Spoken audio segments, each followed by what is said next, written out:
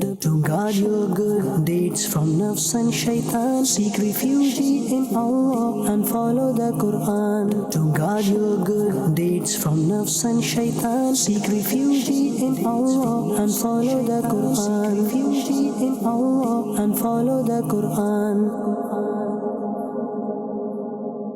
Alhamdulillahi Rabbil Alameen, wassalatu wassalamu ala Sayyidil Anbiya'i wal Mursaleen. Amma ba'd, fa'a'udhu billahi minash shaitanir rajeem. Bismillahir Rahmanir Rahim. Assalatu wassalamu alayka ya Rasulallah wa ala alika wa ashabika ya Habiballah. Assalatu wassalamu alayka ya Nabiyallah wa ala alika wa ashabika ya Nurallah.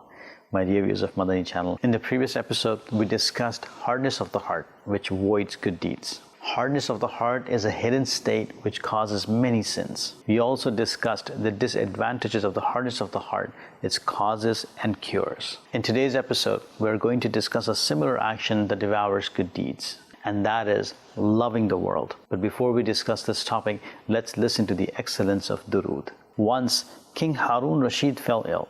He had a lot of treatment but could not recover. 6 months passed in the same state. One day, he came to know that Sayyidina Shaykh Shibli Rahmatullahi alayhi was passing by the door of his palace. The king sent Shaykh a request to visit him. When Sayyidina Shaykh Shibli Rahmatullahi alayhi went to the king, he looked at him and said, "Do not worry. By the mercy of Allah Almighty, you will recover today." Then he Rahmatullahi alayhi recited durood and rubbed his hand on the king's body. So he immediately recovered. Subhanallah, har dard ki dawa hai, salli ala Muhammad, ta'weez har bala hai, salli ala Muhammad, sallu ala al-Habib, sallallahu ala Muhammad, sallallahu alayhi wa alihi wa sallam. My dear viewers of Madani Channel, we've been discussing a hadith from the last couple of episodes in which the actions that devour good deeds are mentioned. Let's listen to that hadith again. The Holy Prophet ﷺ said, 6 things destroy good deeds: searching for people's flaws, hardness of heart, loving the world, lack of modesty, unending desires, oppression beyond limits. We've discussed the first 2 things in details, and today we are going to talk about loving the world, which destroys good deeds.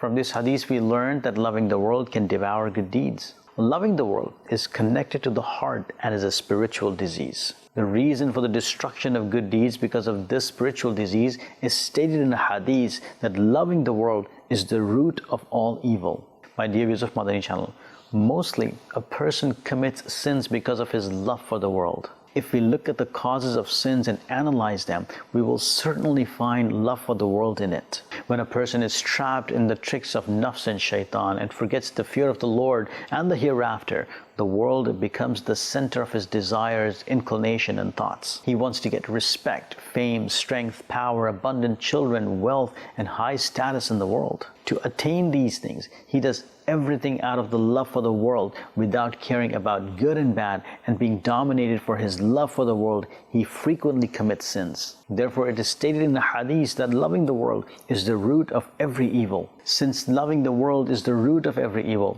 therefore, about loving the world, there is the admonition of the destruction of good deeds. My dear viewers of Madani Channel, in the Holy Quran, Allah Almighty stated the reality of the world for which a person works hard, commits sins, and puts his good deeds at risk. Allah subhanahu wa ta'ala says in the Holy Quran, "I'lamu annama al-hayatu ad-dunya la'ibun wa lahwun wa zinatun wa tafakhurun bainakum wa takathurun fil amwali wal awlad."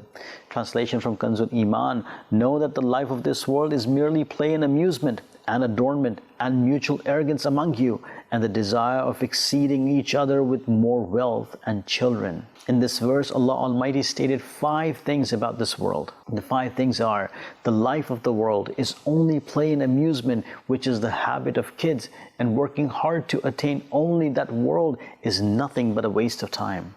The life of the world is to show arrogance and pride to one another and exceed one another in wealth and children. When this is the condition of the world, and such contemptible things are present in it, so instead of feeling solaced in it, making efforts to get it, we should engage in such actions which can beautify our eternal life. After this, Allah Almighty stated an example of worldly life. كَمَثَلِ غَيْثٍ أَعْجَبَ الْكُفَّارَ نَبَاتُهُ ثُمَّ يَهِيجُ فتراه مصفرا ثم يكون حطاما. Translation from Kanzul Irfan: like the rain whose crop pleased the farmers, then it withers, so you see it turn yellow, then it becomes fragments of straws. It means that the example of the worldly life is like the rain whose greenery pleases farmers. Then the greenery withers because of an earthly or heavenly calamity. So you see it yellow after it loses its green color. Then it turns into useless stuff. This is the condition of worldly life with which a person feels extremely happy and has many expectations from it, but the life passes so quickly. While stating the worth and the status of the world, the Holy Prophet ﷺ says, I swear by Allah Almighty, in comparison to the hereafter, the world is so little as if a person puts his finger into the ocean and then looks at how much water is on his finger. Mufti Ahmad Yar Khan Naimi Rahmatullahi alayhi states, this is also merely to explain it. Otherwise, the world does not have even this worth. And it is clear from a hadith too. Hence, Sayyidina Jabir radiallahu anhu narrates that the Holy Prophet sallallahu alaihi wasallam passed by a dead lamb and asked, would any of you like to buy it for 1 dirham? They said, we do not want to get it in return for anything. Then the Holy Prophet sallallahu alaihi wasallam said, I swear by Allah Almighty, the world is even more humiliated in the court of Allah Almighty than it is to you. Mufti Ahmad Yar Khan Rahmatullahi alayhi states, it means that nobody buys a dead kid of a goat even for a few pennies because its hide is useless and its meat etc. is haram. So, who would like to buy it? My dear viewers of Madani Channel, we've heard that Allah Almighty gave the example of the world and the reality of the world and advised His bondsmen. The Holy Prophet ﷺ also clarified the worth of the world through an example. When the world is temporary and is about to end, love for it is also temporary and mortal. Hence, my dear viewers of Madani Channel, it is not wise to forget the life of the hereafter, commit sins, and put our good deeds at risk in return for the love of this mortal world. It is stated in the hadith, the person who loves his world causes harm to his hereafter, and the person who loves his hereafter causes harm to his world.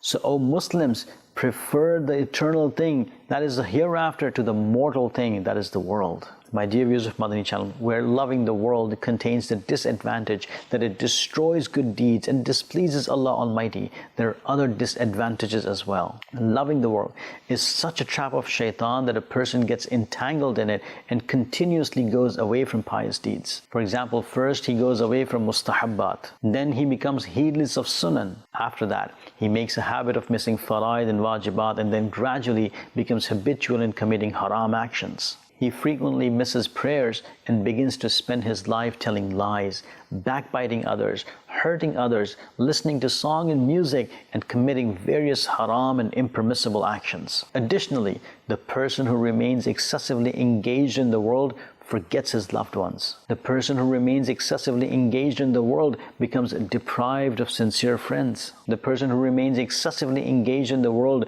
begins to consider the poor inferior. The person who remains excessively engaged in the world gets involved in the evil of arrogance. Advice has no impact on the person who remains excessively engaged in the world. The person who remains excessively engaged in the world cannot distinguish between halal and haram. My dear viewers of Madani Channel, it is love for the world which makes brothers fight over inheritance, and person becomes thirsty for the blood of his relatives. Being indulged in the love for the world, a person remains obsessed with earning wealth at all times, because of which his family remains deprived of his attention and he becomes heedless of giving his children a good upbringing. Because of loving the world, the heart loses fear of the Lord, kind-heartedness, remorse, and the feeling of maintaining the ties of kinship. In fact, love for the world makes the person an oppressor and cruel, and he does not hesitate to deceive his loved ones, oppress weak people, usurp the wealth of poor and needy unfairly,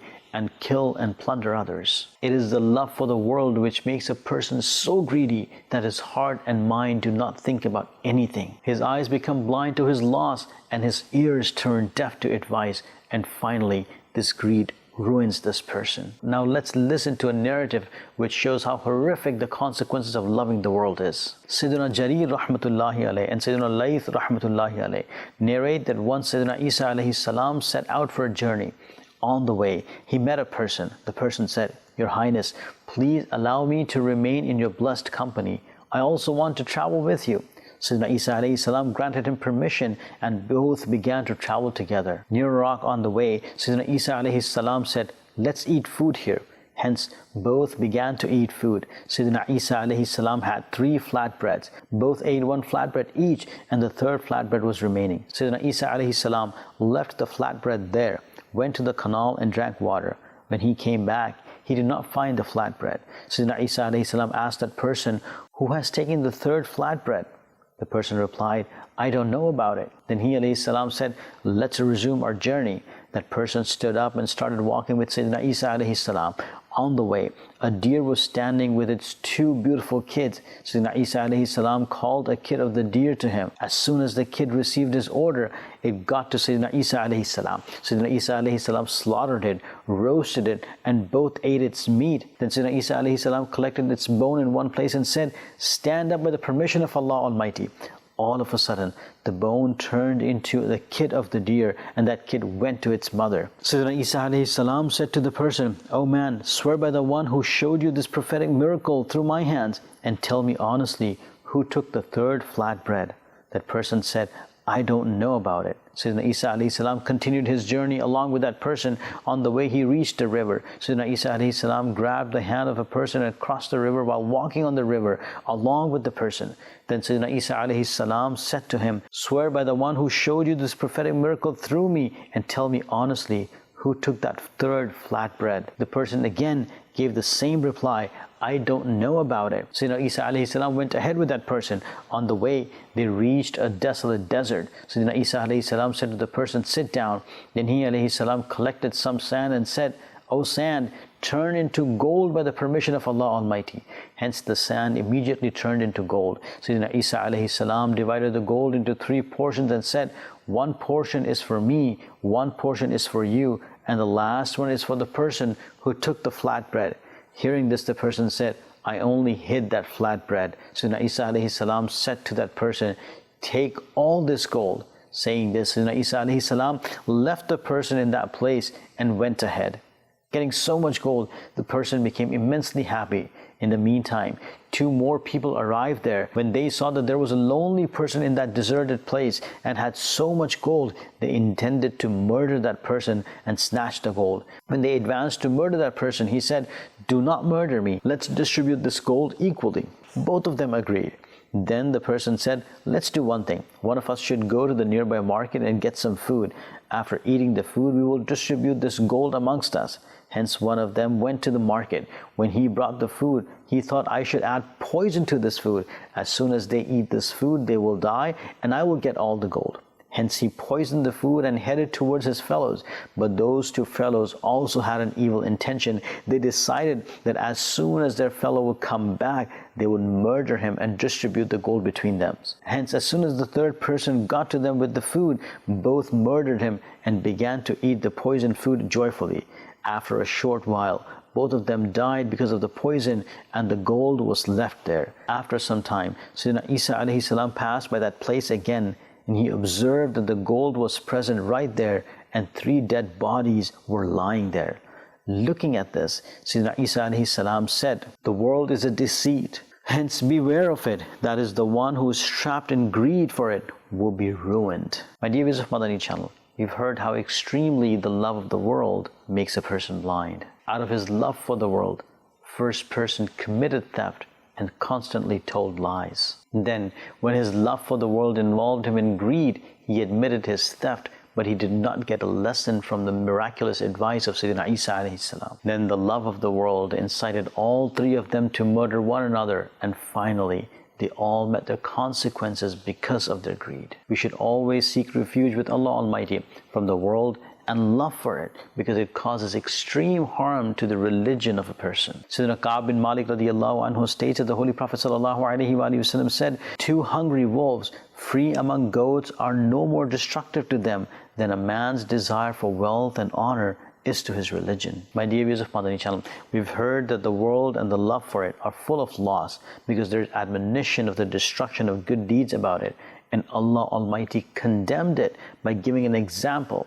But we should think about the fact that not all world is contemptible. Rather, only the world is condemned which makes a person heedless of the remembrance of Allah Almighty. There are three kinds of worldly things. The first thing is that the worldly thing which supports a person in the hereafter and benefit him even after his death. Such things are only two: knowledge and action.